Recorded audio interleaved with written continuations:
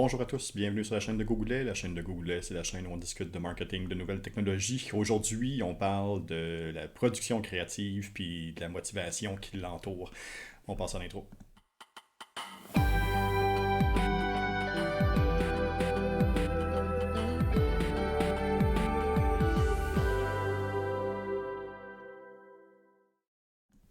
Déjà en duplex avec Michel Bouchard. Bonjour Michel, Alors, Jean-François, comment ça va? ça va bien toi? Malgré toutes ces belles nouvelles qu'on se dit 30 secondes avant d'entrer en onde, ça n'a absolument aucun sens. On vous rappelle, on est le 18 février aujourd'hui, ça brasse à Ottawa, ça brasse un peu partout dans le monde. Mais aujourd'hui, avec Michel, on a décidé de parler de créativité, de motivation pour la créativité, puis de Ouais. l'environnement que ça prend aussi pour être créatif. Pour mettre ça en jeu, puis regarder, puis pas passer pour un mononcle, là, ce que je veux faire, c'est justement peut-être juste voir une chose avec toi. Une des personnes que moi j'aime suivre sur Twitter, c'est Andrew Bolton. Andrew Bolton, c'est un copywriter aux États-Unis qui a écrit des livres justement sur l'environnement de sur l'environnement du copywriting, pas sur le comment, mais tout l'aspect qui l'entoure, comment se placer, quoi faire, le bon mindset, où aller chercher. Et puis, il a tweeté de ça en 2021, ça fait même déjà presque un an, en mars 2021. Sa routine à lui, naturellement, qui est très sarcastique, où il dit que les 3 premières heures, il aiguise ses crayons, puis après ça, il est vraiment pogné à être paralysé dans le doute, absolument aucune idée, le syndrome de la page blanche. Puis après ça, il réussit à se mettre dans la bonne place, mais à la bonne place tellement que là, tout d'un coup, on tombe dans le maniaco où là, on Ouais. dit ah oui, je me crois, puis ah oui, ça va marcher, puis ah oui, je suis une meilleure, puis tomber là-dedans, jusqu'à temps qu'on retombe dans un côté de paralysie totale, à savoir absolument pas quoi faire. Fait que pour contrer ça, peut-être un peu de Pomodoro qui entre. Toutes les fois que le Pomodoro arrête, on se lève, on va chercher quelque chose au frigidaire, on vient se rasseoir, on se relève, on vient se rasseoir. Pour finalement écrire sur une page les 3 idées qu'on a. Pour après ça tomber dans une espèce de mode que lui appelle le Born Identity, là, où là ça découle, on écrit, on est dans une zone. Demande-moi pas ce que j'ai écrit, demande-moi pas ce que j'ai fait. J'étais comme Ouais. dans une zone un peu étrange. Puis finalement, pour être capable de dire, OK, je vais mettre ça au propre, se relire, ouvrir Word, dire, OK, bon, on va essayer d'aller vers ça. Puis finalement, écrire 3 mots dans Word, puis faire ça n'a absolument aucun sens, puis aller se coucher. C'est-tu quelque chose qui te parle un peu, ça? Oui, tu vois, oui puis non. Oui parce que surtout pour moi, ça m'arrive tout le temps. Créer pour moi, c'est devenu difficile un problème parce que je crée tout trop pour à côté. Euh, Par contre, tu sais, ce qui décrit, c'est quand j'avais pas de routine, c'est-à-dire OK. quand je m'étais pas forcé à m'asseoir à remplir une page blanche. On a déjà fait un podcast là-dessus, tu sais. Ouais. Le meilleur des premiers gestes, c'est celui que tu fais, c'est pas le premier jet qui est parfait. Euh, Fait que ce qu'il décrit, je suis tout à fait d'accord. Le problème, c'est qu'il faut le régler en, comment dire, se forçant à se mettre au travail. Fait que, tu sais, par contre, ce qu'il décrit, c'est quelque chose de très important. Là. On valorise pas assez le temps, tu sais, Ouais. d'aiguisage de crayon puis de réflexion Ouais. quand on parle de rédaction. Ouais. Euh, comme n'importe quelle tâche créative, il faut que tu y penses avant d'être capable de pousser quelque chose. Mhm. Puis pour beaucoup, c'est pas un moment qui devrait être, admettons, rémunéré. Mais c'est un problème pour bien des jeunes copywriters. Parce que justement, ils ont besoin de ce temps-là pour se mettre au travail. Ils ont besoin de ce temps-là pour placer les idées. Puis écrire en 1 heure le texte de 1500 mots. Mais c'est en présent. c'est, ça s'écrit pas tout seul, un texte de 1500 mots. Il faut que tu y aies pensé. Puis, des fois, ça va bien couler. D'autres fois, il va falloir que ça va prendre beaucoup plus de temps. Puis c'est Une des normal, là. forces d'un bon rédacteur, c'est justement cette curiosité-là, être capable d'aller chercher de l'information sur un Ouais, sujet qu'il connaît plus ou moins ou qu'il maîtrise peut-être au niveau d'entrée. Peut-être jamais comme l'expert qui est son ouais, patron ou son client, mais c'est cette curiosité-là d'aller fouiller, d'aller chercher, d'être capable de se mettre à la place du client qui va chercher de ouais. l'information, de son client à lui, de comment il veut vendre la chose. C'est quand même important. Puis ce temps de recherche-là est tellement important pour réussir à faire quelque chose. Ouais, Je vais passer un peu de temps sur. Je vais juste voir quelque chose, OK? ouais. Gustave Flaubert. Gustave Flaubert, qu'on connaît entre autres là, pour Madame Bovary, qui a écrit Madame Bovary pendant beaucoup trop longtemps. Là, on s'entend, ça a été un texte hallucinant pendant 4 ans à écrire. Là. Euh, il y avait une routine que lui était aussi particulière, donc il se levait le matin, en tout cas matin 10h30 à peu près, entre 10h et 10h30 le matin pour commencer à regarder les journaux, répondre à ses courriers. On est en 1800, pareil, là, il n'y a pas de courriel. Être capable de prendre un petit déjeuner léger, après ça d'aller se promener, après ça d'être capable justement là, de faire ses leçons, ses propres choses là, qu'il y a à apprendre, puis à regarder. On est rendu, il est déjà pas loin d'1 heure à peu près dans la journée, 1 heure d'après-midi. Ouais. Puis là, c'est là qu'il s'assoit pour lire.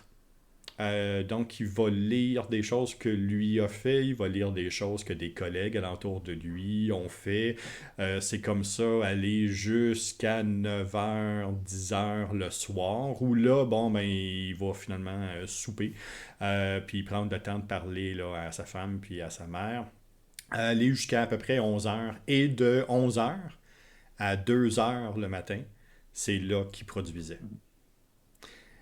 Le temps de production dans un environnement créatif, oui, c'est là-dessus qu'on est noté, si on Ouais. veut, c'est là-dessus on est identifié, c'est cette performance-là au final qu'on est identifié, mais on ne met pas assez d'emphase sur tout l'environnement qui entoure ça, qui laisse le temps à la personne de se laisser influencer, qui Mhm. laisse le temps à la personne d'aller chercher de l'information ou de trouver le juste ton pour assurer justement de rester créatif. Ouais. Peut-être tu touches à un des éléments qui est très mal compris ou du moins très, très peu valorisé parce que écoute, je me replonge là, au cégep, j'ai déjà eu un boss dans un stage qui m'avait dit, tu sais, combien de temps ça te prend à écrire un texte? Ben, je sais pas, ça dépend du texte. Puis là, il commençait à dire, OK, mais écris un mot. Je vais écrire un mot. OK, combien de mots à minute tu es capable d'écrire? Ah, tu sais, tu vois la logique? Oui, C'était devenu juste mathématique d'écrire un texte de oui. 150 mots en. Tu sais, je suis capable d'écrire 67 mots à minute. C'est ça. Tu sais, en 3 minutes, je peux t'avoir écrit ton texte. Non, c'est pas de même, ça Non, marche. mais non, c'est ça. C'est en Fait que plein ça. tout ce temps-là de réflexion puis d'adaptation, tu sais, dans un monde de copywriting, là, on saute d'un client à l'autre, d'une idée à l'autre, d'une façon de parler à l'autre, d'un style à l'autre. Mhm. Ce temps-là entre deux projets est aussi important. Fait que si on fait juste produire, il y a un problème, je pense. On va juste produire la même affaire de toute façon parce qu'on n'aura pas le temps de s'adapter, mais on n'aura pas la curiosité nécessaire pour bien rédiger ce dont on parle. Fait qu'il y a tellement de monde, un peu comme pour le monde de l'entrepreneuriat, hein. Hey, je travaille 20 heures par jour. Wow, bravo, on te félicite. Les autres qui se vantent d'écrire 15 000 mots à tous les matins. Ben bravo si t'es capable, mais c'est peut-être pas ça qui va remplir l'objectif de ton client. Fait que c'est pas juste une question de volume, de rapidité, c'est vraiment une question d'attitude, d'être capable de se laisser inspirer puis d'aller justement, d'avoir la curiosité nécessaire pour aller fouiller, comprendre le sujet. Oui. On ne devient pas des experts en copywriting du sujet, mais on devient la plume qui pousse l'expertise de la personne pour qu'on rédige. Ben, c'est en plein ça. Puis là, on parle de copywriting dans une optique Ouais, justement bon, de rédaction publicitaire où là, c'est un peu plus fixé dans un temps, dans un moment précis avec un deadline qui est là. Si on regarde ça du côté de la gestion de communauté maintenant, où on doit faire ça de manière très rapide, de manière ouais, quotidienne, où je me dois de rester collé aussi sur l'actualité, puis de pousser de l'information au plus possible. Mais ça aussi, on doit être créatif, mais en se laissant ouais. influencer par tout ce qui nous entoure, mais en se faisant pas trop influencer, en gardant le cap sur où on s'en va. Comment qu'on gère ça? Euh, je vais revenir quand même, tu sais, derrière cette rédaction-là, sur l'instantané, le moment présent et blabla, là, il y a une grosse planification. Juste la question de l'étiquette peut être importante, le guide des normes. Il n'y a pas juste des guides de normes graphiques, là. Il y a des guides de normes communicationnelles. Fait que Ben oui. c'est quoi les angles de communication qu'on peut prendre? On a-tu le droit de faire de l'humour? Si c'est le cas, ben on se trouve quelqu'un qui est capable de rédiger quelque chose de drôle puis de witty, là. Euh, mais c'est pas vrai qu'il n'y a pas de planification derrière cette capacité-là à Ah, écrire une réaction vite, à réagir à l'actualité. Il y a de la préparation derrière tout ça pour que quand on arrive dans l'action, ben ça se fasse naturellement ou de manière plus fluide. Fait que ça reste que le temps de réflexion, il n'est pas négligeable, il est là pareil. Puis au ouais. lieu de se faire peut-être comme 30 heures, je veux dire, avant de se mettre à écrire un 1500 mots, tiens, ben, il va avoir comment dire, une grosse stratégie, un travail d'équipe même, une Mhm. adéquation entre ce que la marque veut, ce que les gens attendent, le rédacteur, lui, ce qui est à l'aise de produire pour donner le résultat qu'on voit. Fait que le petit 15 mots qu'on voit à l'écran, derrière ce petit 15 mots-là, il y a bien de la réflexion. Oui, c'est ça. Euh, Là, on parlait de Gustave Flaubert. Ouais. En comparaison, Michel, ta routine flaubérienne, à toi, elle ressemble à quoi? De plus en plus irrégulière, dans le sens que j'ai Oh, beaucoup moins de temps de production que j'avais avant, ouais, fait hein. que j'essaie au maximum de garder ma routine. Mais tu vois, c'est transformé. À une certaine époque, moi, j'attendais l'inspiration, puis ça marchait quand même. Tu sais, Mhm. j'écrivais rendu le soir bien tard, après avoir mangé, pris de la bière, puis let's go. Depuis un bout, c'est le matin de bonne heure ou la fin de semaine quand je sais que personne ne va me déranger. Ouais. Et que c'est devenu ça avec le temps, mais je me force le matin à me lever pour rédiger, puis je laisse tout fermer pour être sûr d'avoir du temps pour me concentrer. Tu sais, ça reste. Moi, je suis du genre, je vais culpabiliser si j'ai pas passé les 3 heures à rédiger, là, à poser mes mains sur le clavier puis à pitonner. Je vais culpabiliser de ne pas avoir été assez productif, alors que ben, je passe ce temps-là sur le projet pareil. C'est Oui, peut-être juste qu'il n'y a pas une phrase formée à la fin du processus tout le temps. c'est en plein ça. Mais tu dis quelque chose de super intéressant, par exemple, parce que euh, là, tu parles d'une routine justement pour encadrer, mais tu parles aussi de garder une certaine ouverture, parce que tu sais, Ouais. la créativité, c'est aussi d'avoir tout d'un coup une lumière qui s'allume, tout d'un coup Ouais. d'avoir une idée. Comment tu gères ces idées-là? Comment tu gères cet univers-là? Tu veux dire de se laisser inspirer puis de trouver des idées, là? Ouais, L'inspiration en tant que telle? ouais. Je suis un peu fait bizarre, là, je pense, dans le sens que Oui. j'attends plus. Ok. J'attends pas d'avoir un éclair de génie en me disant ah là, je viens de penser à la bonne chose. Non, je vais 9 idées sur 10 que j'écris sont mauvaises, même peut-être plus des fois. Mais pour arriver à l'idée qui est bonne, je vais devoir avoir rédigé quelque chose de pas bon. Fait que, souvent, il m'arrive même, là, écoute, je vais écrire 4 jets avant de présenter le premier jet au client. Je commence un dossier, je l'écris dans Word, j'ouvre un autre fichier, je réécris ce que j'ai fait, j'en ouvre un autre, je réécris les deux versions pour être sûr d'avoir comme les meilleures idées de ce que j'ai commencé à poser pour arriver à hey, là, j'ai été inspiré, je t'écris un quatrième jet que je te présente comme un premier jet, mais que moi, je vais avoir travaillé de mon côté pas mal. Fait que c'est pas un c'est pas un éclair de génie, c'est pas une étincelle, c'est de la recherche, beaucoup de temps de recherche, je te dirais. Si je vais pas lire quelque chose qui m'inspire, c'est rare que je réussisse à trouver ça de mon intérieur tout seul, là. Mhm. Peut-être qu'il y en a ceux qui ont cette capacité-là, tant mieux pour eux autres, mais moi, c'est pas mon cas. J'ai besoin d'aller lire des sources, de m'inspirer, de regarder comment quelqu'un a communiqué pour moi après faire. Tu sais, j'ai aimé cet élément-là, j'ai aimé cet élément-là. Ça fait aussi que je suis capable de rédiger pour bien des besoins, là. Ça peut être très Ouais. scientifique comme très funky, là. Ouais, c'est ça. Là, tu m'amènes sur deux éléments là, qui sont, que je trouve le fun, là. Bon, un, le fait de forcer l'idée. Ouais, Parce que le fait d'écrire, puis de dire go, puis de faire au lieu d'attendre la perfection, ça, c'est une des choses, c'est une des manières que tu travailles qui est intéressante et qu'on n'entend pas assez souvent.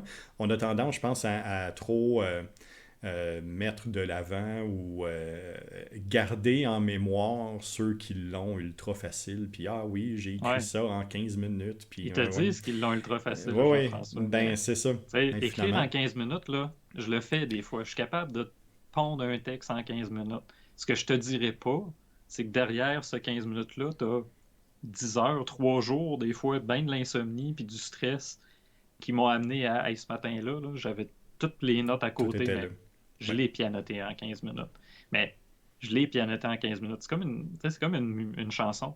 Ouais. Tu vas voir les résultats, tu vois tu vois la mélodie, t'entends plutôt la mélodie, tout est beau, tout a l'air bien monté, mais tu as un temps de studio avant, tu as un enregistrement, tu as des retouches, c'est ça, là. C'est la même affaire, on pianote le texte à la fin peut-être très rapidement, mais c'est pas vrai que le premier jet vient aussi rapidement et facilement que ça. Si c'est le cas, écoutez, appelez-moi, j'ai besoin de vous. Non, c'est en plein ça. Tu sais, ça démontre, là, on a Mouton Noisette dans le chat qui dit justement, ça démontre là, bien qu'il faut des échecs, même en Ouais. production créative, avant d'avoir quelque chose qui est gagnant. Une de mes citations préférées, c'est une des citations de Michael Jordan, grand joueur de basketball, qui dit que ben, dans toute sa carrière, oui, il y a plein de records, oui, il y a plein d'affaires, mais au total, il a manqué au plus que 9000 lancers. Il a perdu plus de 300 matchs. Euh, il y a 26 fois qu'il avait été identifié comme la personne qui pouvait faire gagner son équipe puis qui n'a pas été capable de le faire. Mais c'est pas ça qu'on retient. C'est pas ces éléments-là qu'on retient. Pourtant, ça fait partie de son parcours. Ouais. J'aimerais ça faire un parallèle avec ce que tu viens de dire, parce que de forcer de forcer l'idée, de forcer la création, de ne pas avoir peur de l'échec, puis d'amener ça. Puis, tu sais, la manière que tu écris aussi, tu sais, d'ouvrir plusieurs fichiers, puis de réécrire, réécrire, réécrire, réécrire, Ouais. ça me fait penser à quelqu'un. Ah, Tolkien faisait ça, là. Mais il y avait, je me rappelle pas le nombre de chapitres qu'il avait écrit du Seigneur des Anneaux, il a comme reparti à zéro. Il écrivait en vague.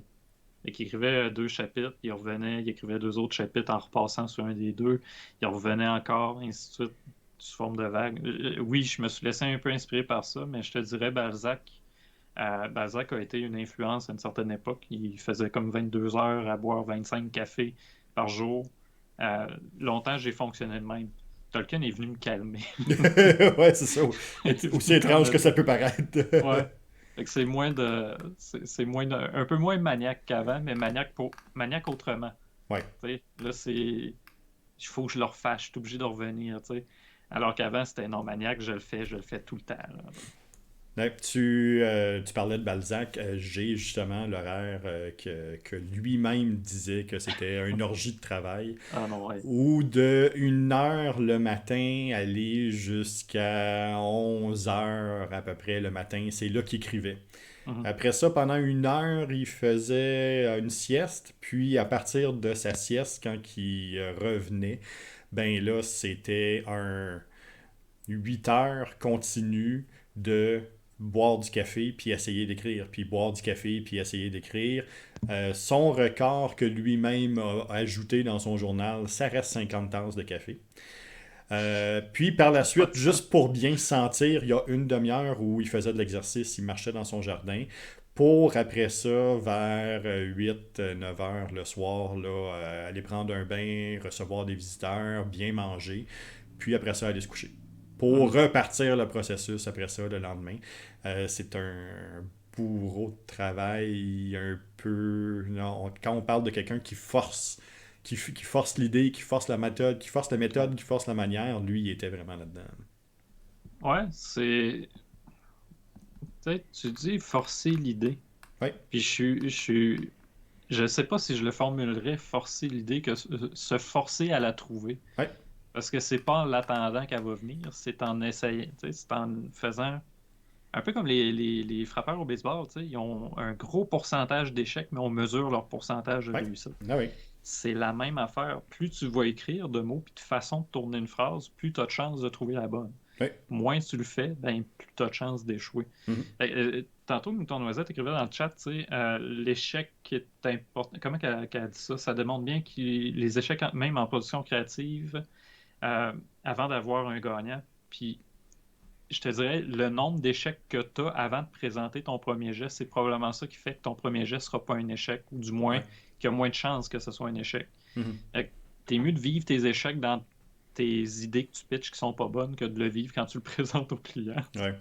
Fait que c'est peut-être un peu de même que je l'approche. Le...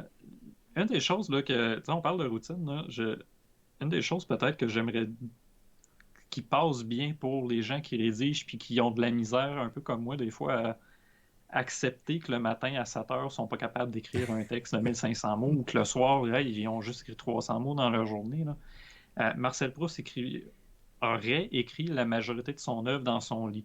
Pour les gens qui connaissent pas Proust, allez juste écrire Proust, phrase la plus longue sur Google. Vous allez voir à quel point Proust, des fois, pouvait avoir la plume terriblement complexe. Ça n'a pas de sens. Il y a une phrase qui fait 2 ou 3 pages, là, c'est assez peurant. Mais bref, lui, il a écrit dans son lit, supposément. Balzac aurait écrit 22 heures par jour de certaines journées. Ouais. Flaubert, lui, il avait sa routine aussi, qui écrivait finalement 2 heures, 3 heures par jour. Ouais. On a toute notre propre routine. Oh, ouais. C'est quand on la trouve, j'ai l'impression qu'on réussit à être créatif. Tant qu'on essaie de forcer à pas avoir une routine qui est naturelle pour nous, tiens, c'est drôle à dire, là. Je pense que c'est là qu'on a des problèmes, puis c'est là qu'on développe de l'anxiété de rédacteur. Je suis bien placé pour en parler. Là. J'ai bien de la misère à écrire pour moi parce que ma routine, c'est pour répondre aux besoins des clients, pas aux miens. Si je répondais aux miens, écoute, ça serait le soir bien tard que j'écrirais. Mais pour les clients, c'est le matin. Oui. C'est ça. Bien important pour les jeunes rédacteurs, là, surtout. Là, trouver votre propre routine, votre propre rythme. Quand on est copywriter, on est souvent pigiste. Donnez-en avantage. Vous pouvez écrire au moment de la journée qui vous semble le plus efficace. J'ai Mouton Noisette aussi qui dit ça n'a pas d'allure, là, ce genre de routine-là à la Balzac. Faut être complètement soit déconnecté ou être un génie de la création. Je me questionne. Je pense que c'est un peu des deux. Mais encore une fois, on met de l'avant les génies parce que, ils ont une durée, une pérennité dans l'histoire, puis ils ont une durée dans l'histoire. Mais aussi parce qu'ils sont allés plus loin que la majorité des gens parce qu'ils se sont eux-mêmes poussés tellement pour réussir à essayer de faire quelque chose que ça en est devenu marquant. Mais est-ce que c'est toujours la bonne manière pour assurer une vie aussi, une vie, tu sais, on a réussir dans la vie ou réussir sa vie, ben aussi à un moment donné, est-ce que c'était Balzac n'était pas reconnu comme étant la personne qui était la plus intéressante à côtoyer non plus. Non, puis tu parles de génie, là. Faut pas oublier qu'on a tous les grands auteurs avaient toute une certaine vision du monde ou une façon de se projeter aussi dans le monde. Là. Balzac, il voulait être secrétaire de la société. Avec ses écrits, si vous allez voir le Père Goriot, si vous en avez un à lire, là, j'ai adoré le Père Goriot, beaucoup plus que la peau de chagrin. C'est fou comment il essaye de représenter le quotidien, pas juste des bourgeois, mais du petit monde, justement, de toutes les sphères de la société. Fait que se tenir au courant, lire l'actualité, participer à des salons, communiquer avec les gens. Tu parlais tantôt des lettres. La communication par lettre, à l'époque, c'était le courriel. Là. Mais ils pouvaient s'en échanger à tous les jours. Là. C'était de se tenir au courant. Proust, c'en est un qui a une grosse... là, j'oublie le terme... correspondance. C'en est un qui a beaucoup de correspondance. Puis quand tu commences à regarder ça, tu te rends compte qu'il écrivait tous les jours, parfois même plus qu'une fois par jour à certaines personnes. Puis c'était pas juste... comment dire, des échanges savants. Il y avait, écoute, dans le cas de Proust, c'était assez spécial aussi. Là. Je veux dire, sa mère, il demandait quasiment la couleur de ses selles, mais c'était ça. Fait qu'au travers du génie, il y avait le quotidien bien ordinaire, comme on a aujourd'hui. Fait qu'il passait de 22 heures debout, là, Balzac, mais c'était pas 22 heures à être un génie. Non, c'est ça. Il y avait un peu de temps là-dedans qui était un peu déconnecté, puis un peu pas tout à fait présent non plus. J'aimerais ça t'entendre aussi. Là, on parle beaucoup de routine, essayer d'avoir une certaine rigueur, essayer de mettre en place des conditions gagnantes pour toi, pour être capable là, de mieux performer, entre guillemets. Fait d'être capable d'assurer que tu es dans un état créatif le plus longtemps possible sans trop te brûler.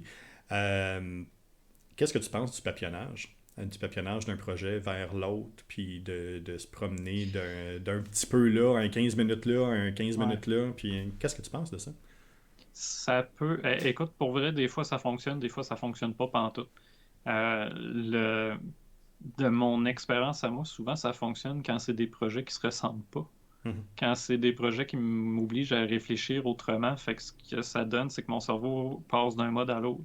Oui. Sinon, si je reste dans le même mode, admettons, j'ai beaucoup de clients en coaching, je passe d'un projet de coaching à l'autre, ça se peut qu'il y ait des moments où je me mêle, mais aussi ça se peut que je m'épuise rapidement. Oui. Alors que si je parle de coaching à une place, puis à côté, je sais pas, je parle d'un produit que j'essaie de mettre en promotion ou en valeur, écoute, c'est pas du tout les mêmes modes de rédaction. Un, c'est du développement personnel avec du trait philosophique, psychologique. L'autre, c'est, hey, j'ai quelque chose à te vendre. Ça peut fonctionner, mais je pense qu'il faut faire attention au multitasking quand on parle de créativité. C'est c'est ça, c'est du cas par cas, je dirais. Sinon, moi, ça va être Pomodoro sur lequel je vais Ouais. m'appuyer. Puis quand je réussis à le suivre comme du monde, ben, pour vrai, ça marche. Je peux faire 25 minutes sur un projet, 25 minutes sur un autre. Ça, la transition que j'ai de 5 Quand minutes même. entre les périodes, c'est suffisant souvent pour passer d'un à l'autre. OK. Brian Hutchinson, qui est l'auteur de Writer's Doubt, qui Mhm. dit si l'écriture c'est facile, tu le fais pas comme il faut. J'aime ça. Ouais. C'est aussi ça. Faut pas oublier que c'est une des disciplines qui est exigeante. De le faire pour les autres demande énormément d'empathie. Tous les sens sont mis sont utilisés pendant la rédaction. On se doit d'avoir une mémoire, on se doit d'avoir une connaissance de où on en est, de comment les gens vont réagir. Puis là, on rajoute ça en plus avec le copywriting, avec du neuromarketing, avec des messages qui sont percutants, avec des campagnes qui sont de plus en plus courtes. Hein. Pendant un certain temps, on faisait ça on visait du 1 minute. À cette heure, Ouais. en 8 secondes, il faut que ça soit fait. Mhm. C'est pas facile. Non, c'est un gros challenge. La communication est de plus en plus rapide. Ça fait en sorte qu'on a l'impression que la rédaction doit l'être. C'est pas le cas. Ça vaut la peine de prendre son temps et de bien écrire pour faire du show don't tell de qualité, là. Il y a un exercice que Maryse a fait l'autre fois dans un de ses cours. Maryse, ma conjointe, qui est rédactrice et prof à l'université, euh, avait fait un exercice, c'était de non pas d'écrire une œuvre, mais de décrire comment l'œuvre nous fait sentir. Oui. Fait que ça, c'est du show don't tell à l'état pur, dans le sens, ce qu'on fait, c'est pas dire ce qu'on voit, mais de dire comment ce Ouais. qu'on voit nous affecte. C'est ça. Puis le travail de rédaction, souvent, pour que ça soit efficace en ligne, c'est un peu ça. Il faut aller chercher l'émotion que la personne pourrait avoir ou devrait avoir en lisant ce qu'on a à lui dire, plutôt que simplement lui dire hey, notre projet, il est beau. Mais il est beau pourquoi? Fait que ça se fait pas en claquant des doigts, puis comme là, j'ai oublié le nom que tu as mentionné, mais oui, si c'est facile, c'est peut-être parce que t'as pas Pas réussi à bien la rendre fait. C'est pas facile. fait adéquatement, c'est ça. Ouais. Ouais. Euh, la motivation là-dedans. La motivation dans la créativité, à un moment donné, surtout quand on arrive avec un profil qui est créatif, on le sait, donc des personnes créatives sont souvent plus des free thinkers, donc des personnes Ouais. qui vont penser librement, qui vont avoir une manière, comme j'aime le dire, champ gauche un peu, ou différente Mhm. là, du monde, de voir les choses, de ressentir les choses aussi. Mais là, on leur demande tout d'un coup de mettre un cadre, Ouais. d'avoir une routine, de développer une manière qui est similaire, qui est stagnante. Euh, Comment est-ce qu'une personne créative ou ultra créative réussit à garder une motivation à travers ça? Eh boy. La motivation, c'est tout un problème parce que d'un côté, j'y crois, faut être motivé, puis de l'autre côté, je pense que ça te prend une routine pour devenir motivé. OK? Si tu trouves pas ta propre routine, tu trouveras pas la motivation de manière magique ou et comment dire, random, là. Ça arrivera pas sur ton chemin par magie. Euh, c'est, tu sais, je pense que chacun doit trouver la façon de garder la motivation, sa façon de garder la motivation. C'est c'est pas vrai qu'il y a une formule standardisée à la Toyota qui va faire en sorte Ouais. que, tu sais, que tout le monde va trouver que ça fonctionne. On va nous vendre ça. Ouais. Il y a beaucoup de grands rédacteurs qui vont nous vendre cette idée-là que, hey, lève-toi avant le coucher, avant le lever du soleil, prends pas ton café en premier, fais ci, fais ça, va lire le journal avant. Non, tu sais, ça se peut que ça te convienne pas, puis c'est bien correct. Il faut trouver sa propre façon de faire, je pense. Sinon, ben, c'est pas motivant parce on a l'impression de non pas rédigé pour nous ou pour, comment dire, dans nos conditions optimales, mais de rédiger selon les conditions de quelqu'un d'autre. Tu sais, c'est ça, être créatif aussi, comme tu disais, savoir un peu, pas nécessairement avoir la routine du 8 à 5, là, Ouais. mais avoir sa propre routine. Fait que c'est pas, j'ai pas de réponse comme unique ou une recette à donner. C'est vraiment, la recette, c'est de trouver sa propre recette. 3 questions à Raphaël pour toi. Ouais, vas-y. Est-ce que les personnes qui ont plus de discipline sont plus créatives? Non. OK. Non, ça peut aider, mais peut-être c'est un axe. Hein. T'en as qui vont. La créativité, là, tu peux avoir très discipliné, comme tu peux avoir très inspiré. Là. Fait que, tu sais, ça peut t'aider d'avoir une discipline. Mais est-ce que tout le monde a besoin d'une discipline pour être inspiré? Peut-être pas. Est-ce que est-ce qu'on est obligé de juger la créativité par la performance? Eh boy. Je suis plate, je vais encore te donner une réponse nuancée. Non. Oui. Oui, parce que, tu sais, un peu comme pour les objectifs de référencement d'un site web, tu sais, s'il n'est pas lu, est-ce qu'il est vraiment bon? Non. Si les gens considèrent que c'est pas créatif, est-ce que c'est créatif? Tu sais, ben, peut-être que pour la personne, c'était créatif. Peut-être pour la personne, c'était quelque chose de très personnel, puis très beau, oui. Fait que, tu sais, ça dépend de comment tu le mesures. Comment que de quel point de vue tu le regardes, tu sais. Est-ce que tu le mesures en fonction du résultat des C'est gens ça. qui l'observent ou en fonction de toi, comment tu l'observes? Fait que c'est-tu le processus qui est créatif ou est-ce que c'est le résultat qui l'est? Ouais, ça peut être. Tu sais, je pense que tu peux avoir un procédé super créatif, mais arriver à un résultat super plate, comme tu peux avoir un résultat super créatif puis le procédé super plate. Aussi. Puis, comment réussir à penser en dehors de la boîte quand tu me forces à avoir une boîte alentour de moi? Parce qu'il faut que tu aies une boîte pour être en dehors de la boîte. S'il n'y a pas de boîte, tu es tout le temps en dehors de la boîte, puis ça n'existe pas. Ça te prend une boîte à quelque part, une norme, une structure pour dire que tu n'es pas dedans. T'sais. Faut que tu définisses ta boîte en premier. Là. C'est ça. T'sais. Fait que hey, je me sens tellement pas comme créatif ou original en disant ça, mais je pense que si tu penses qu'il n'y a pas de boîte, t'as un problème. Parce qu'il y en a une, t'la vois juste pas.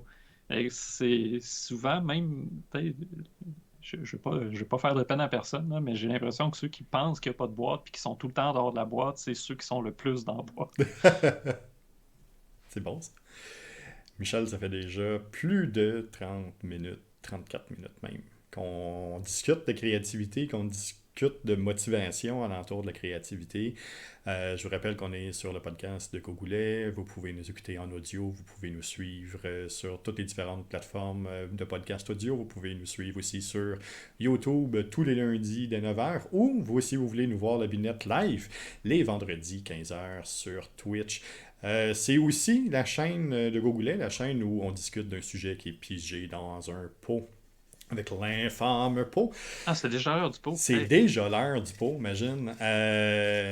J'ai hâte de voir comment on va... De quoi on va discuter. Mais en attendant, le Cavalier à Montréal, comment tu trouves ça? Ben, il va scorer plus de buts que l'équipe. Non, ben, moi, je suis bien à l'aise avec la situation. Il est trop tard. Ça fait au moins 20 ans que j'aurais aimé qu'il soit là, mais même plus même. Mais je pense que c'est une décision qui est intéressante. Il n'y a pas un rôle non plus auquel, à la base, je me serais attendu. Mais c'est conseiller hockey. Hein, Conseiller spécial, ouais, c'est ça. Ouais. Il va Fait que, donner j'ai des conseils l'impression que spéciaux. c'est le fun. Il va amener sa propre Ouais. façon de voir les choses. Puis en même temps, c'est un beau. Je trouve que c'est un beau modèle pour les jeunes qui sont dans l'équipe. Mhm. C'en est un, lui, puis Saint-Louis, je trouve, il était quand même travaillant. Là. Je me souviens de Le Cavalier à Rimouski, il était tout petit, pas très bâti, puis en dedans d'un Non, été, c'est ça. il s'est dévoué à sa carrière, puis ça a paru. Fait que ouais, c'est ça, c'est des travaillants. J'espère que ça va donner des bons modèles pour les jeunes. C'est bon. En attendant, la semaine prochaine, on parle, on s'en va ailleurs, complètement. La semaine prochaine, on parle de SWAT. On parle Oh, de FFOM. Donc, on parle des fameux rapports qui vont nous aider, entre autres, à travailler sur l'idéation marketing. Bon, on n'est pas si loin encore quand tu y penses. Non, le Euh, SWOT, c'est une boîte, hein? c'est une boîte, justement, qui nous permet de définir un projet, définir un client, définir une manière de faire, puis s'assurer que tout est quand même essentiel, puis que, justement, des fois, de ramener le client sur la terre en lui disant que, ben, regarde, ça, c'est les problèmes que tu as pour de vrai, puis ça, c'est les opportunités qu'on a. Que la semaine Ouais. prochaine, on va pouvoir parler de ce fameux rapport-là, le SWOT. En attendant, Michel, si on veut te suivre. Michel à remeza.tech pour me contacter. Le Beacons. Ah, t'as pas mis mon Beacons automatique, hein? Non, je suis pas C'est pas fin. grave. Euh, le lien, je ne l'ai pas. Allez sur la chaîne YouTube du Sketch, cherchez le Sketch Podcast sur YouTube, abonnez-vous.